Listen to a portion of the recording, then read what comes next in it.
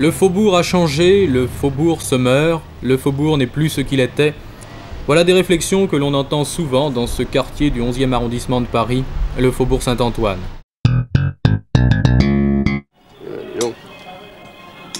Oh, le jalot il est garni, c'est bien, sur les clous dorés. Ça fait combien de temps, monsieur, que vous êtes artisan dans le faubourg? Non, moi j'ai commencé ici en 27. C'est 50 ans, là. Ça fait 50 ans. Oh non, ça fait 50 ans dans le fond. Vous l'avez vu évoluer alors? J'ai vu, j'ai tout connu. Les chevaux, la voiture à bras, tout le truc. Les vieilles bagnoles pour aller livrer les sommiers. Là, c'était pas marrant, hein, moi, je vous le dis. Hein. Que quand on est mot, on n'a quand même pas la fringue d'acier. Vous avez commencé à quel âge? À 13 ans. Alors ça fait un peu jeune, hein, quand même. Maintenant, c'est bien les mots, mais commencent à 17, 18 ans. Mais c'était dur alors pour Oui, c'est très dur. Hein. Non, tu t'en rendais pas compte, les patrons. Quand je fais gaffe, il y en a un qui est là derrière moi, il va me casser la gueule. Vous faisiez tout alors? On faisait tout.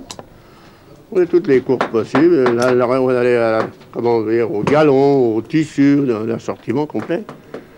Et alors on gravissait les échelons petit à petit? Oh, oui. C'est pas du sucre non plus, là. Non, c'était pas... Vraiment que ça a changé. Hein. Oui. Vous trouvez que c'est mieux maintenant? Maintenant, c'est mieux quand même, il n'y a pas de comparaison. Le faubourg a changé, le faubourg se meurt, le faubourg n'est plus ce qu'il était. Voilà des réflexions que l'on entend souvent dans ce quartier du 11e arrondissement de Paris, le faubourg Saint-Antoine. C'est une tradition ici, on fabrique et on vend du meuble, mais aujourd'hui la vente est devenue l'activité la plus évidente et de loin. La fabrication, elle tend à disparaître, et les derniers représentants de techniques séculaires se cachent pour la plupart au fond de cours vétustes.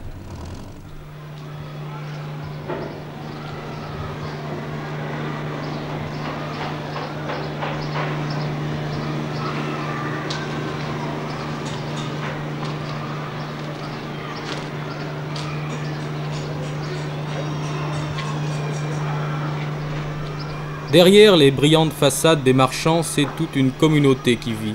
Une communauté d'artistes et d'artisans, fous de leur métier, des métiers qui n'ont pratiquement pas changé depuis des siècles. Entre eux, il existe une véritable solidarité. Et pourtant, il y a près de 400 métiers d'art différents. Mais ils sont les derniers à maîtriser ces techniques, et la disparition d'un seul peut parfois compromettre le cheminement nécessaire à la fabrication d'un meuble.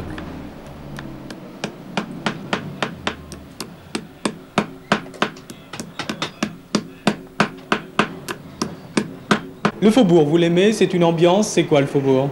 Oui, c'est une ambiance, c'est un village. On est un peu en famille et puis on se connaît tous. On sait ce que chacun sait faire. On sait que le doreur, là, on le connaît, on l'a vu. À côté de ça, la question marchand, c'est autre chose. Vous travaillez pour les marchands, vous? Beaucoup finalement. pour les marchands, parce qu'il n'y a que nous qui nous connaissent. Dans nos cours, personne ne sait qu'il existe des décorateurs, qu'il existe des laqueurs, personne ne le sait.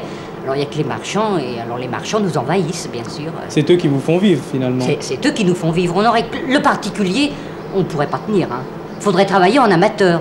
Et alors maintenant, on ne peut plus se permettre de travailler en amateur. Hein. Il faut faire des bonnes journées. Est-ce que le faubourg a changé depuis le temps que vous y travaillez? Ah oui, énormément, oui. En quoi? Bon, c'est plus la même ambiance. On retrouve plus les vieux comme dans le temps. C'est plus pareil. Comme on a connu les vieux compagnons, maintenant c'est fini. Qu'est-ce qui a remplacé? Ce sont les commerçants, ce sont les vitrines? Ce qui a remplacé, c'est un peu la ville. Avant, on avait le temps de faire du beau travail. Maintenant, tout est accéléré, il faut aller vite. Bon alors, Jeannot, on fait un point dedans pour commencer. Hein, et après, on fera un bon point échelle. Et après, d'après toi, on mettra une petite figure, une mise en blanc. Hein. Jeannot, qu'est-ce que tu mets comme tissu, toi? Tu sais pas? Comment que ça se fait? Comment? T'as pas le tissu alors pour ta chaise, là?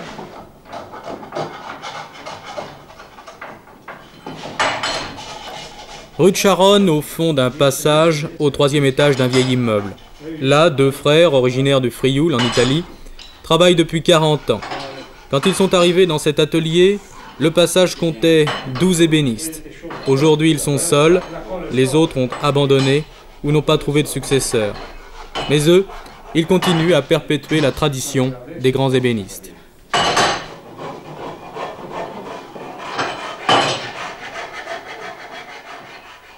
Comment vous vient l'idée de faire une commode comme celle-là? C'est une commode Louis XVI, c'est ça? Une commode Louis XVI de Riesner. C'est un client qui nous a demandé, il a eu l'idée d'avoir ce genre de commode. Comme nous avons pas mal de documents, on a pensé qu'une commode de Riesner ça y aurait plu. Alors vous sortez donc votre document et le client choisit là-dedans. Et le client choisit. Et alors, on s'est arrêté à cette commode là que vous voyez, de dessin en grandeur. Là voilà. Là voilà, oui. Voilà la commode. Et alors à partir de ça, à partir de ce dessin... Nous avons créé le dessin. Oui. En grandeur naturelle. Avec Oui. tous les détails, avec tous les coupes, avec tous les bronzes, avec tout est déterminé d'avance. Et alors, toute la technique de la construction et tout. Vous aviez suffisamment de renseignements là. Oui, Oui. Puis nous avions les bronzes anciens, les modèles de bronzes anciens, vraiment, qui ont pu nous guider pour la mise au plan détaillée. Et après combien d'heures de travail on est arrivé à cette commode? Plusieurs centaines d'heures, hein. Plusieurs centaines d'heures de travail, oui.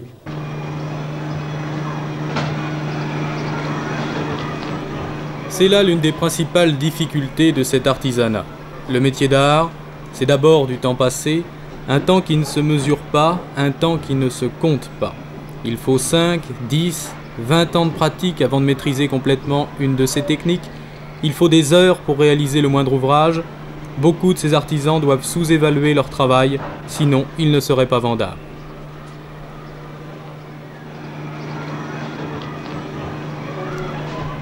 Lié à la médiocrité des salaires, la difficulté de recruter des ouvriers compétents.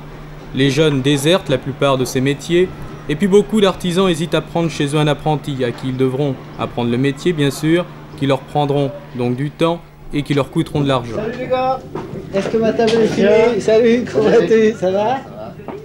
Salut les Ardis. Bah non, là, pas encore. Ça y est, vous n'avez pas terminé ou pas? Non, on va attendre. Voilà. Bon, ça en On fout, va hein. faire pour la fin de la semaine. Très bien. Je fais de la restauration de meubles anciens. On fait un peu de tout, du meuble moderne, du meuble ancien. Il y en a beaucoup dans le faubourg, des vernisseurs? Bah, il y en a de moins en moins. Il y en a de moins en moins. Parce que c'est un métier où il faut se salir un peu les mains. Et puis, c'est un peu dur. Alors, on fait plus d'apprentis. C'est ça qui est on a du mal à trouver du personnel. Les jeunes ne veulent plus venir là.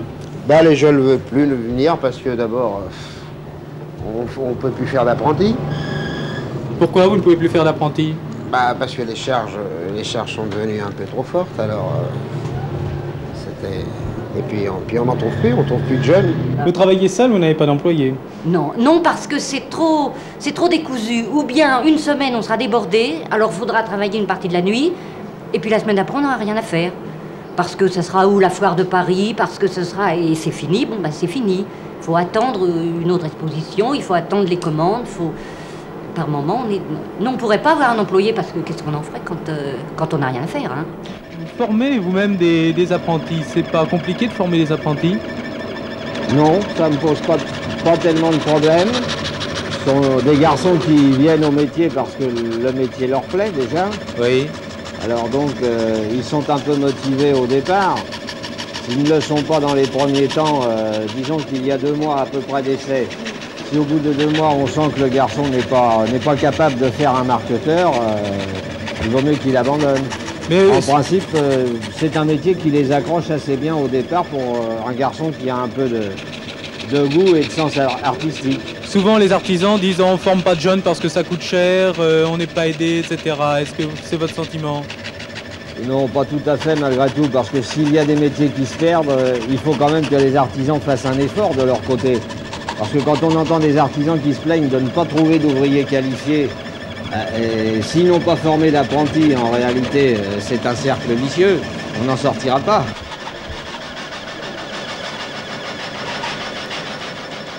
Vous pensez que pour les jeunes, il y a du travail? Ben, il faudrait que le métier soit plus rentable. C'est qu'il y a, les jeunes aujourd'hui, autrefois, nous avons débuté à 11-12 ans dans les métiers. Aujourd'hui, vous avez, ils ont déjà 16 ans, 17 ans, 18 ans qui viennent chercher. Forcément, il faut qu'ils vivent, c'est normal.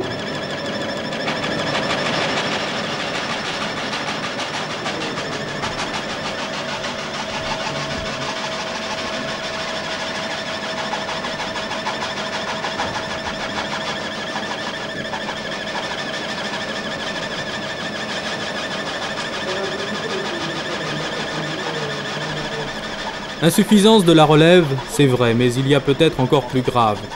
Beaucoup de ces artisans d'art sont désabusés et déçus, car ils ne sentent plus chez la plupart de leurs clients le goût et les connaissances qu'ils attendent d'eux. La plupart des gens ne savent plus reconnaître ce qui est bien fait. Il faut du pratique, et non plus du beau.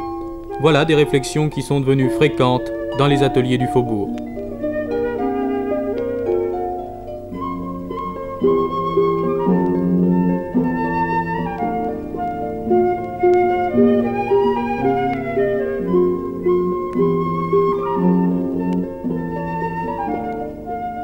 J'ai vu faire des tables Napoléon III qui, dans le temps, étaient vernies au tampon.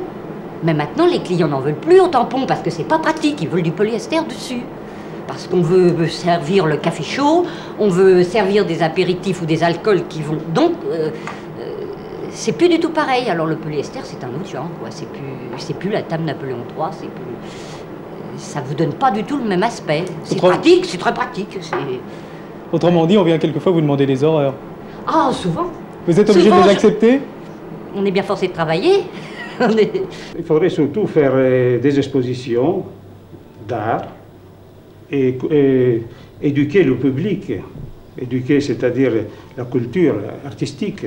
Oui. Vous pensez que ça, le public ne l'a pas beaucoup? Ah, non, ça disparaît. 10 ans après, on se rend compte, ce n'est plus... Il y a encore une dizaine d'années, il y a des personnes le samedi qui cherchaient dans les passages, vous voyez, ils allaient dans les ateliers, maintenant on ne voit plus personne. Comment vous voyez l'avenir de votre profession? Moi, je la vois assez mal, parce que d'abord, on est très, très bloqué. Hein. Vous voyez, moi, je fais ce métier en tant qu'artisan depuis 15 ans, et tous les ans, on me remonte mon forfait. Sans savoir, on ne veut même pas savoir si j'ai fait plus ou moins. On m'a expliqué une fois que mathématiquement, je devais faire 10 ou 15% de plus. Si je ne les faisais pas, c'est que mon affaire ne tournait pas, et si elle ne tournait pas, j'avais qu'à me recycler. J'ai beau avoir, en tout, au point de vue métier, je dois avoir 35 ans, mais je ne peux pas faire à l'infini, monter. À l'infini, on est limité au bout d'un moment, on peut pas aller plus loin, on ne peut pas travailler nuit et jour. Et alors le forfait, lui, monte, et on peut plus tenir.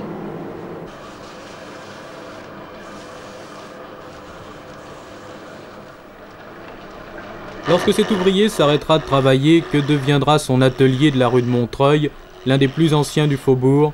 Gageons qu'il devra fermer ses portes. Certes, une société d'encouragement au métier d'art a été créée. Certes, l'apprentissage a été relancé, mais il faudrait aller très vite dans cette voie.